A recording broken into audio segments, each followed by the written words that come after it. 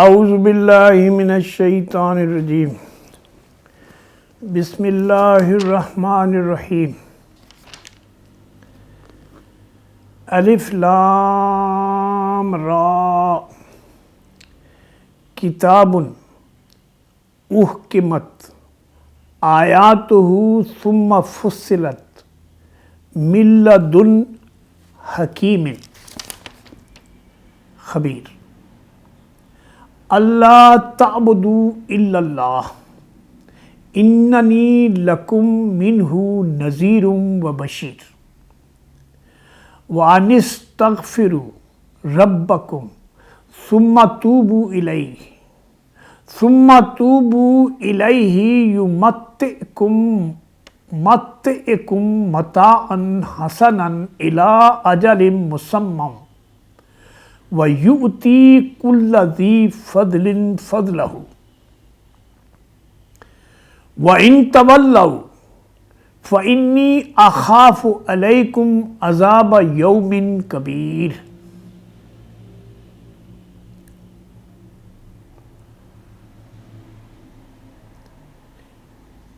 إِلَى اللَّهِ مَرْجِعُكُمْ إِلَى اللَّهِ مَرْجِعُكُمْ وَهُوَ عَلَى كُلِّ شَيْءٍ قَدِيرٌ۔ شروع اللہ کے بابرکت نام سے جو بڑا ہی مہربان اور نہایت رحم فرمانے والا ہے۔ الف لام را فرمان ہے جس کی آیتیں یہ کتاب کی حکم ہے، احکامات ہیں اس کتاب کے جس کی آیتیں ہیں صاف اور تفصیل کے ساتھ ارشاد ہوئی ہیں، ایک دانا اور باخبر ہستی کی طرف سے کہ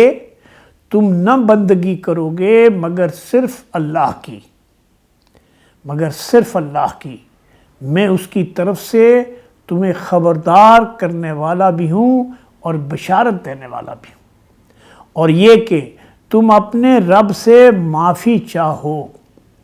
اور اس کی طرف پلٹ آؤ تو وہ ایک مدت خاص تک تم کو اچھا سامان زندگی دے گا اور ہر صاحب فضل کو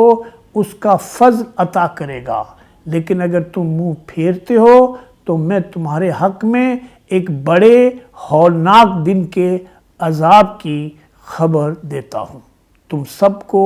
اللہ کی طرف پلٹنا ہے اور وہ سب کچھ کر سکتا ہے۔ ناظرین، سورہ ہود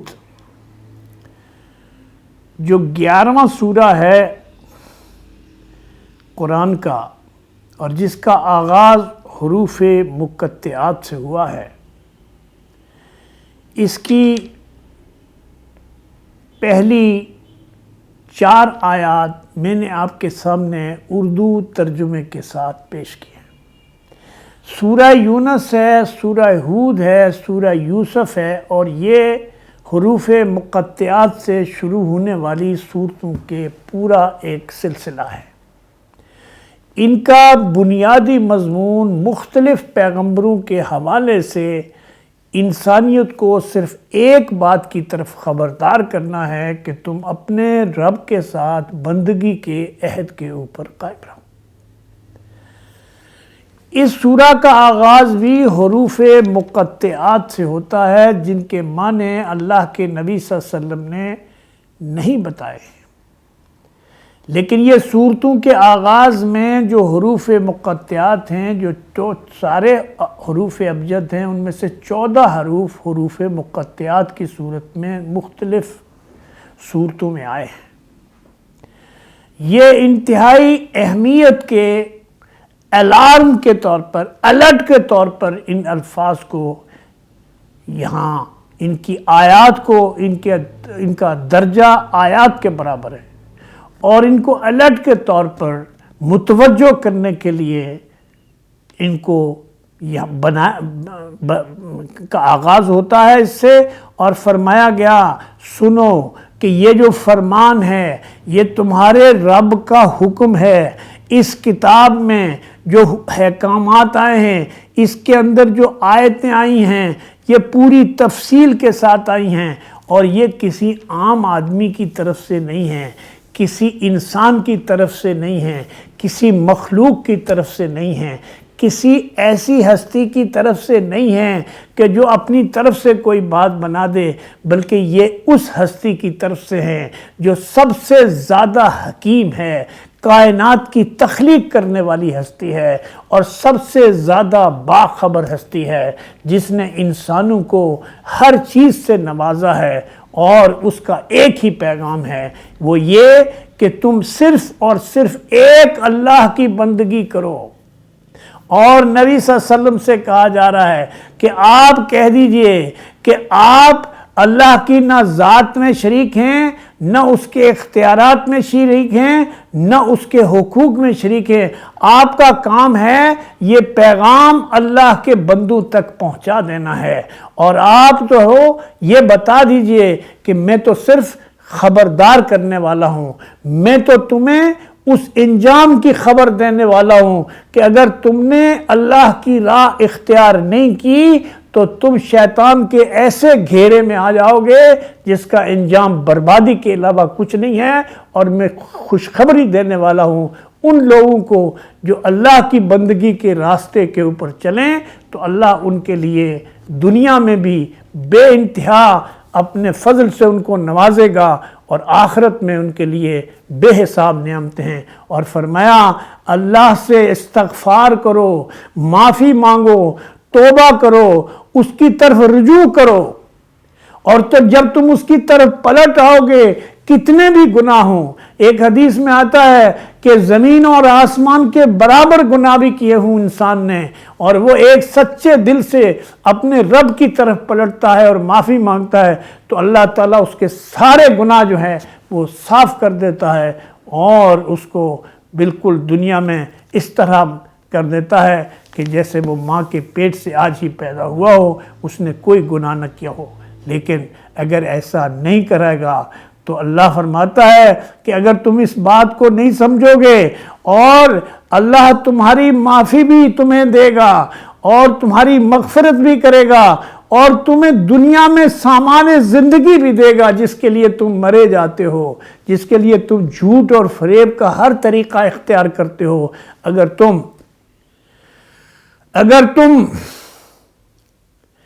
ایسا کرتے ہو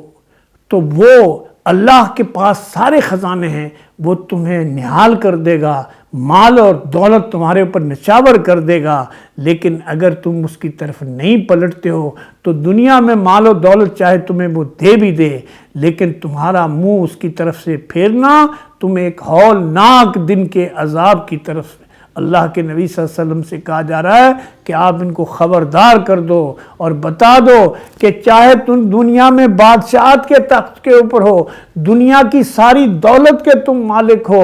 اور دنیا میں سب سے زیادہ شہرت رکھنے والے ہو، لیکن اگر تم اللہ کے راستے سے بھٹکے ہوئے ہو اور شیطان کے راستے پر چل رہے ہو اور اس بات پر خوش ہو تو اس کے لیے تمہارے لیے بربادی کا جو پیغام ہے، جو بربادی کی وارننگ ہے تمہیں دی جا رہی ہے، کیونکہ تم سب کو پلٹنا اپنے رب ہی کی طرف ہے اور وہ سب کچھ کر سکتا ہے، تمہیں موت کے بعد دوبارہ زندہ کرے گا۔ یہ جو تمہارا خیال ہے کہ بس یہی دنیا کی زندگی ہے، اس کے بعد کچھ نہیں ہے، یہ غلط خیال ہے، کیونکہ جس نے تم کو زندگی دی ہے وہی کہہ رہا ہے کہ میں تمہیں موت دوں گا اور موت کے بعد دوبارہ زندہ کروں گا قیامت کے دن، اور پھر تمہارے اعمال اور تمہارے ایمان کے مطابق فیصلہ کروں گا۔ اگر تم اس قابل ہوئے کہ تم اپنے رب کی مغفرت کے اور فضل کے حقدار ہوئے تو تمہیں اپنی نعمتوں سے بھرپور فائدہ اٹھانے کا موقع دوں گا۔ اقول قولی ھذا استغفر اللہ لی ولکم وسائر المؤمنین۔